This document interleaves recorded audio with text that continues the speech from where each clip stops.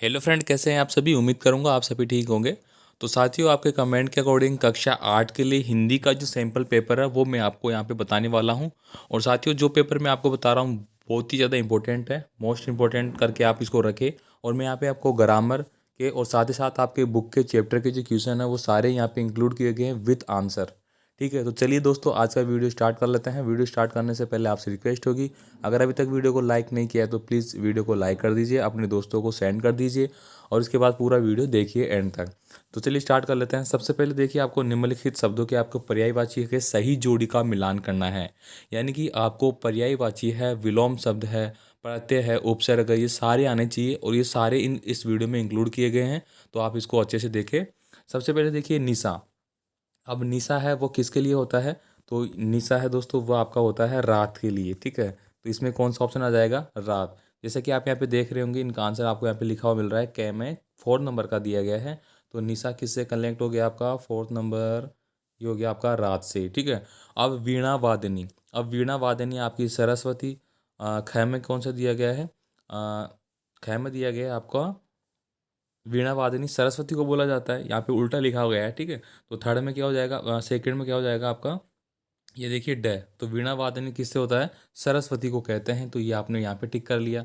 इसके बाद देखिए पक्षी। तो पक्षी किसको बोलेंगे अपन? पक्षी यानी कि थर्ड। थर्ड किस में आ रहा है? ख में आ रहा है। ख मतलब विखग, खग भी बोलते हैं उसको, विहग भी बोलते हैं। तो ये आपका करेक्ट आंसर हो गया। अब बात करेंगे सुधा। तो सुधा किसको बोलेंगे अपन?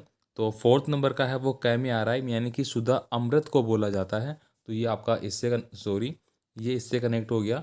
ठीक है, इसके बाद में लास्ट में बच गया सरोज। तो सरोज किसका होता है? आपका कमल का। तो ये कमल का हो गया। इस तरह से आपको सारे क्वेश्चनों के आंसर भी यहाँ पे मिल जाते हैं। आगे देखिए, यहाँ पे अगला क्वेश्चन है, सही विकल्प का आपको चुनाव करना है। अ, हृदय भर आना मुहावरे का अर्थ क्या होगा? प्यास बुझाना, दुखी होना, खुशी होना। तो यहाँ पे आपको सही स्पष्ट देना है। तो आपका हृदय भर आना मुहावरे का अर्थ होता है कि दुखी होना। आप किसी कारण से दुखी है, आपका हृदय भर आया है। तो यहाँ पे ऑप्शन आपका ख करेक्ट आंसर हो गया। आगे देखिए, यहाँ पे निम्नलिखित रचनाकारों में से किसका संबंध राजस्थान से है? सूर, तुलसी और मीरा। तो इसका सही आंसर होता है ऑप्शन नंबर सी हो जाएगा आपका मीरा। आप सभी जानते हैं कि मीरा राजस्थान से बिलोंग करती है और इनका संबंध भी राजस्थान से ही है। आगे देखिए, यहाँ पे श्रुति ईमानदार है और प्रतिभाशाली भी है, ये वाक्य है। तो यहाँ पे दोस्तों और से कनेक्ट हुआ है वाक्य, किससे? और से। तो इस प्रकार के जो वाक्य होते हैं वो कौन से होते हैं? आपके संयुक्त वाक्य होते हैं। ठीक है, तो यहाँ पे सही आंसर होता है आपका ऑप्शन, देखिए संयुक्त वाक्य हो गया आपका।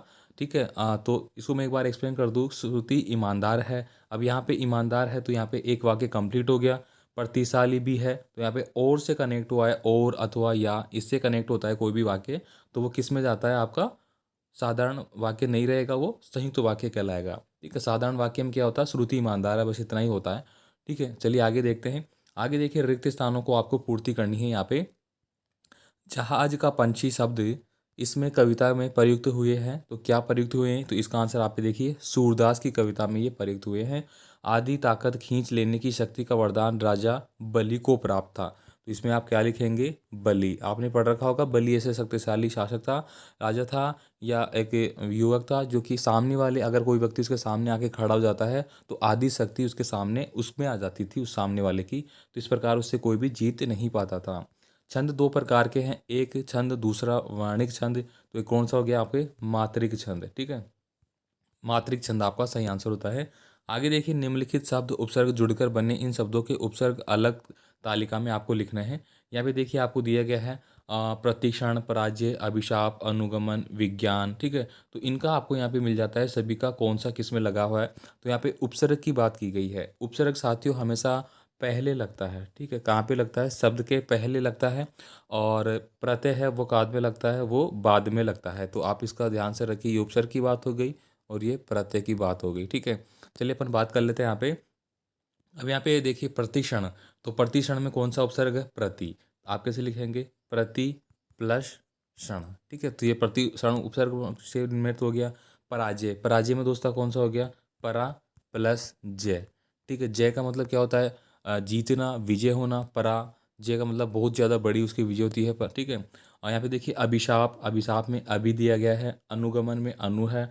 विज्ञान में वी है। जैसे कि वी प्लस ज्ञान। अब ज्ञान का मतलब तो आप जानते हैं, ठीक है, बोध हो गया, तो वी उपसर्ग दिया गया है।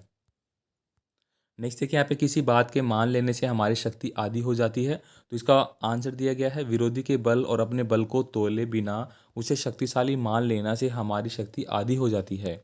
आप देखिए उपमा अलंकार में कौन कौन से 4 अंग होते हैं, तो उसका आंसर आपको यहाँ पे भली प्रकार से दिया गया है, आप इसको पढ़ लीजिए, ठीक है। मैं यहाँ पे टाइम की वजह से थोड़ा आपको बस आंसर बताऊंगा, दिखा दूंगा।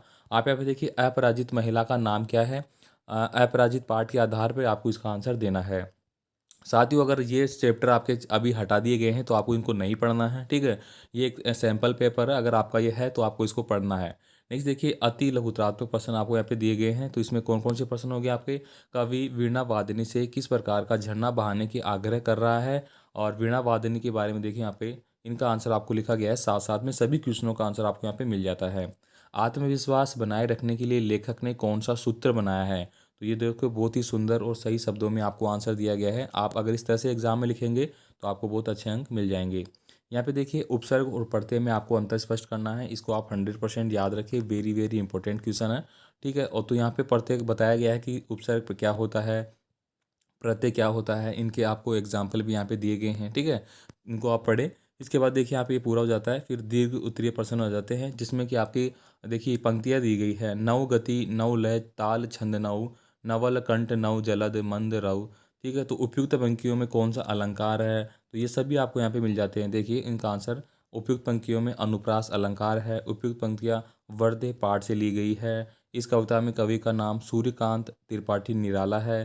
ताल छंद का आशय यह है कि कविता करने के लिए किसी भी ताल अथवा उद्गार होती है, ताल और छंद का बंधन वहाँ नहीं होना चाहिए। तो इस तरह से आपको सभी क्वेश्चनों के आंसर मिल जाते हैं। यहाँ पे देखिए आप रचना की दृष्टि से वाक्य कितने प्रकार के होते हैं नाम लिखिए, तो ये भी बहुत ही ज़्यादा इंपॉर्टेंट है साथियों वाक्य के बारे में, ठीक है। तो ये साधारण वाक्य, मिश्रित वाक्य और संयुक्त वाक्य 3 प्रकार के होते हैं, ठीक है। आप इसको अच्छे से याद करें, एग्जाम के लिए काफ़ी इंपॉर्टेंट है। यहाँ पे देखिए मुक्तानंद जी का चरित्र वर्णन यहाँ पे किया गया है, इसको देखिए आप।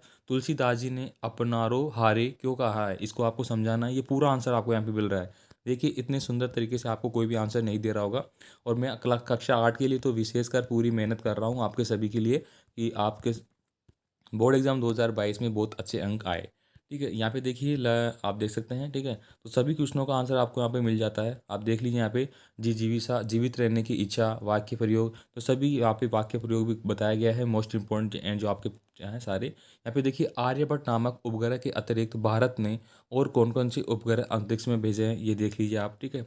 यदि आप अपने दर्शनीय स्थल देखा है तो उसकी विशेषताएं बता दी, ठीक है। तो ये आप अपने हिसाब से लिखेंगे। किसी संत कवि द्वारा रचित कोई एक पद कविता आपको लिखनी है, तो यहाँ पे 9 क्वेश्चन है वो इंक्लूड किए गए हैं, ठीक है साथियों। तो यहाँ पे मैं उम्मीद करता हूँ कि बहुत अच्छे से आपको समझ में आया होगा किस तरह से आपको पेपर में प्रश्न आने वाले हैं। यहाँ पे देखिए ये क्या दिए गए थे, आपको अर्थ लिखकर वाक्य में आपको प्रयोग करना है इन सभी का। तो इस तरह का पेपर में आपको ज़रूर मिलेंगे, तो आप इनको एक बार देखिए किस तरह का पेपर होता है, कौन कौन से प्रश्न आपके बन सकते हैं। इसके बाद मैं सेकेंड आपका जो टेस्ट है ये वो भी मैं आपको प्रोवाइड करा दूंगा, जिसको आप अच्छे से देख लीजिए। बाकी पीडीएफ फाइल दोस्तों नहीं बन पा रही है, पिछले 2 वीडियो की पीडीएफ नहीं बनी है, जैसे ही बनती है मैं आपको प्रोवाइड करा दूंगा, ठीक है। मिलते हैं नए वीडियो में नए पेपर के साथ, ऑल द बेस्ट।